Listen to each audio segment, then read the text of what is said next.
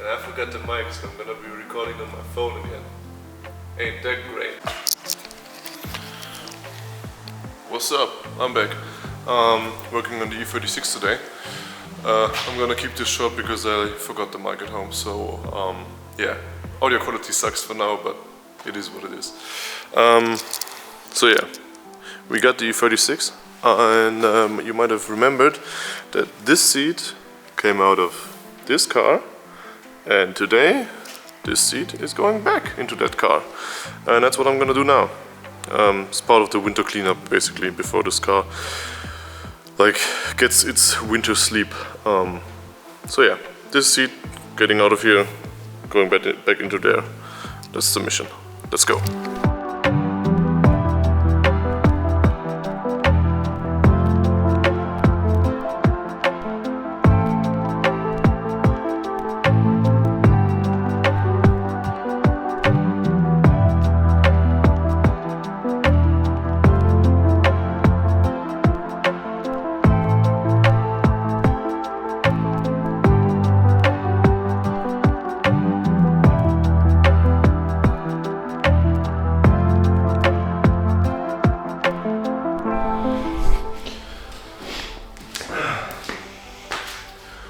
What's up?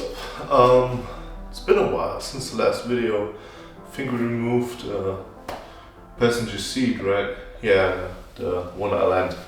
Well, the next thing, what I did do in the meantime was putting on the winter tires again, since summer ones are pretty much done for, especially the rear ones, after some strange occurrence in Poland, I don't know.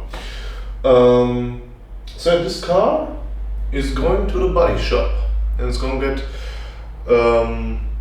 some scratches and dents removed, and a little bit of repainting, and yeah, it's going to take some time, and because of that I'm going to remove the headliner, because the headliner has been sagging since I actually had the car, so I have a plan to actually reattach that, but for that the headliner has to come out. So I've never done that before, but now I'm gonna try to remove the headliner. Wish me luck. Oh, actually, I got something.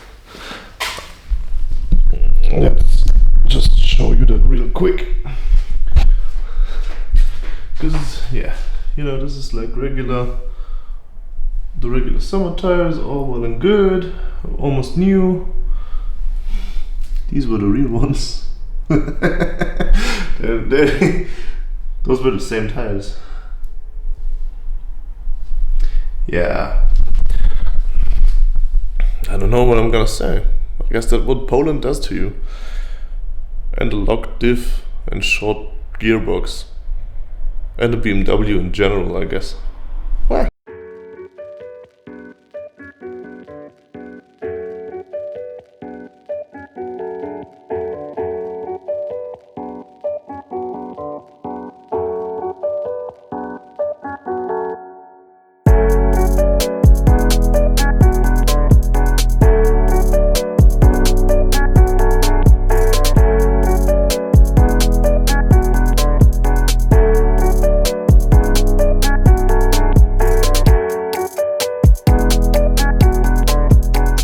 So yeah, headliner's out. I think that's it for the night.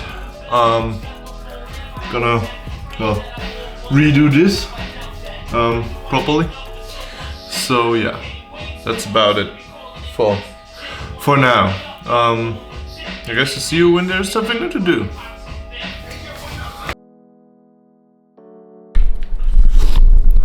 Heyo, what's up? It's me again. It's been quite a while. A lot has happened since the last video, because yeah, the last few weeks the tour videos got up from the motorcycle tour, and obviously I still have been living in between that, and yeah, the E36 is ready to be getting to the body shop, but I didn't have get an appointment yet. Obviously I asked for one. several times. But yeah, they are like really busy right now. So the car is stored currently in yeah, basically stored away for the winter, because I don't want to like make the damage even worse than it already is. And yeah, so obviously I need a car to drive through the winter, and well, the E36 is being like repaired in the body shop and stuff. So yeah, and I got me a car, and you will be surprised. It's not a BMW, which has been, I don't know, like the first. This is like the second car I own in like 15 or 16 cars I already had, which is not a BMW, the second one.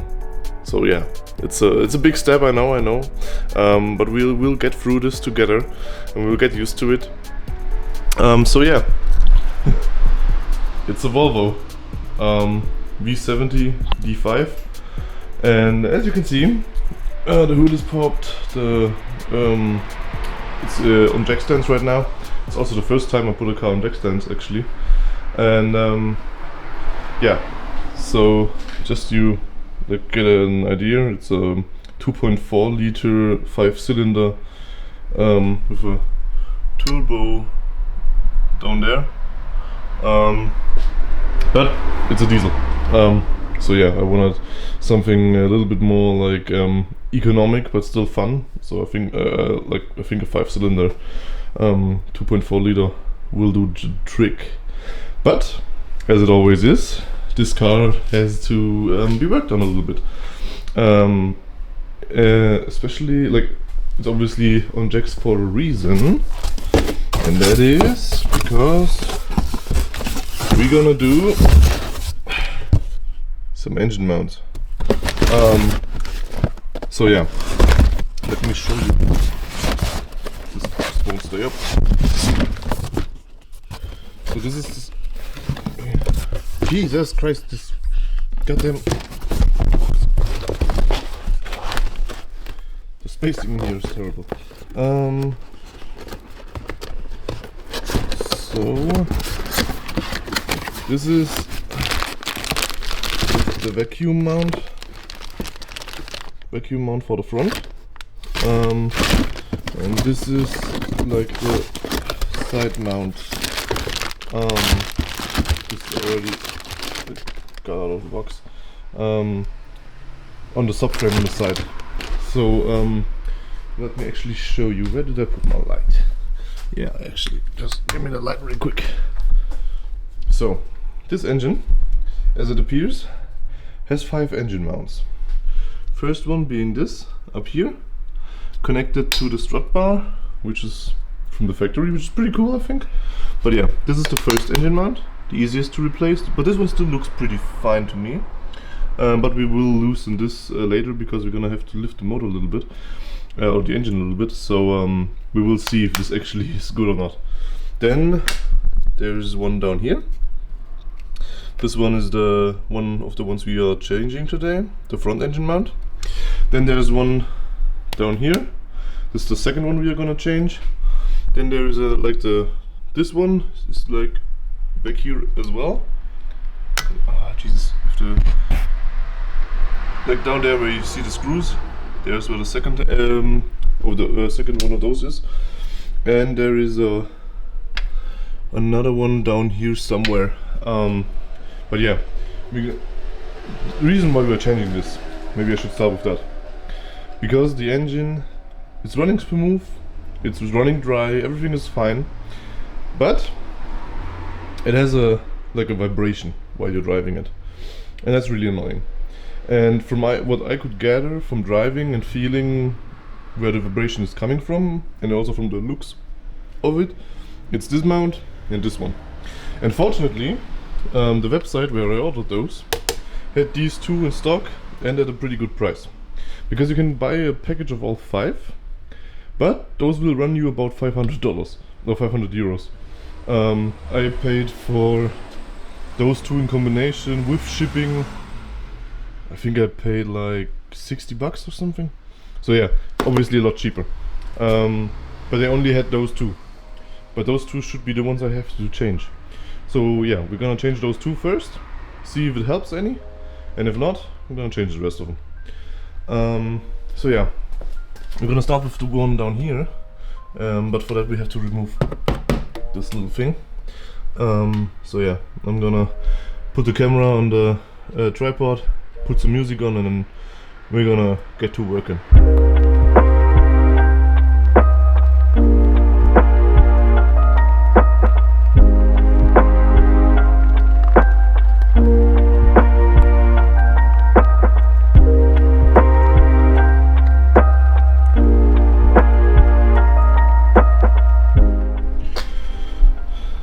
Okay, so we got the first mount out. As I said, this is the new one. This is the old one. And like from the side, the rubber doesn't look that bad. I'm gonna get my hands dirty now, but just look at this. See how easy I can bend that to the side and to the other one as well. And this one, I can't move an inch. And this is like really wobbly. So yeah, this one is definitely due for a change. So at least this isn't like for nothing.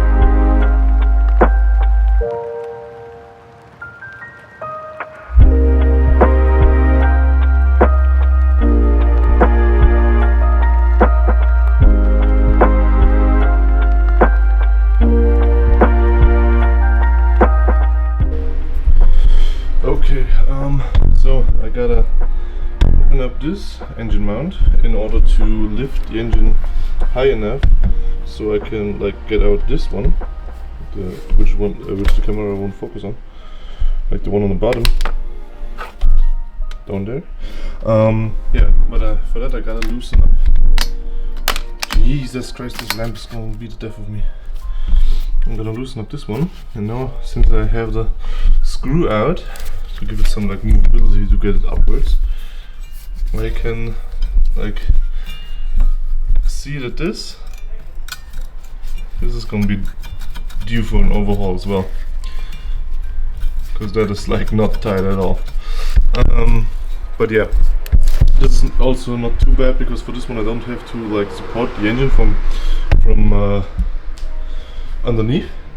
So yeah, I'm gonna order this like separately, and this one I can just do like with the car just being parked, and it's also, I think it's only like 5 screws or something, which is, you can see, like those 2 screws. I gotta remove this little engine holder and put it on the new one, and then that's it.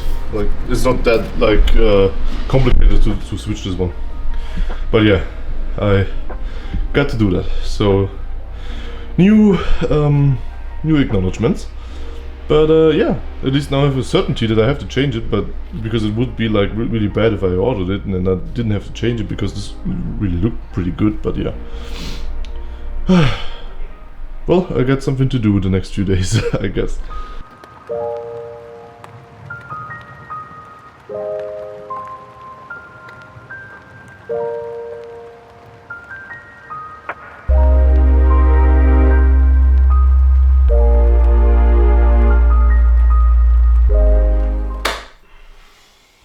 Good morning. So, here we are. It's been a while. Well, actually not that long, because you just saw like me changing the engine mounts on the Volvo. But yeah, before that it's been a while.